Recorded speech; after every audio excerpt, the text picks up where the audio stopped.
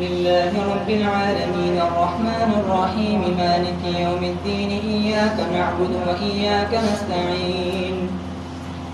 اهدنا الصراط المستقيم صراط الذين أنعمت عليهم غير المغضوب عليهم ولا الضالين إن المنافقين يخادعون الله وهو خادعهم وإذا قاموا إلى الصلاة قاموا كسالى يراءون الناس ولا يذكرون الله إلا قليلا مذبذبين بين ذلك لا إلى هؤلاء ولا إلى هؤلاء ومن يضلل الله فلن تجد له سبيلا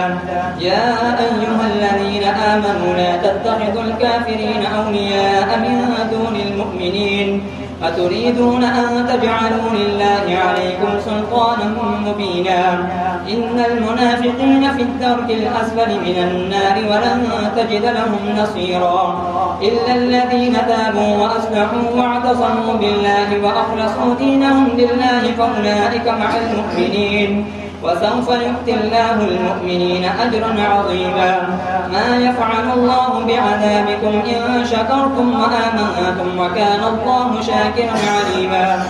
لا يحب الله الجهر بالسوء من القول إلا من ظلم وكان الله سميعا عليما إن تبدوا خيرا أو تخفوه أو تعفوا عن سوء فإن الله كان عفوا قديرا إن الذين يكفرون بالله ورسله ويريدون أن يفرقوا بين الله ورسله ويقولون نؤمن ببعض ونكفر ببعض ويريدون أن يتخذوا بين ذلك سبيلا أولئك هم الكافرون حقا وأعتدنا للكافرين عذابا مهينا والذين آمنوا بالله ورسله ولم يفرقوا بين أحد منهم أولئك سوف يؤتيهم أجورهم وكان الله غفورا رحيما يسألك أهل الكتاب أن تنزل عليهم كتابا من السماء فقد سألوا موسى أكبر من ذلك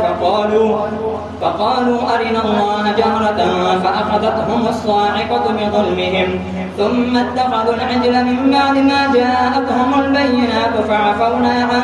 ذلك وآتينا موسى سلطانا مبينا ورفعنا فوقهم الطور بميثاقهم وقلنا لهم ادخلوا الباب سجدا وقلنا لهم لا تعدوا في السبت وأخذنا منهم ميثاقا غليظا فبما نقضهم ميثاقهم وكفرهم بآيات الله وقتلهم الأنبياء بغير حق وقولهم قلوبنا غلف بل طبع الله عليها بكفرهم فلا يؤمنون إلا قليلا وبكفرهم وقولهم على مريم بهتانا عظيما وقولهم إنا قتلنا المسيح عيسى بن مريم رسول الله وما قتلوه وما صلبوه ولكن شبه لهم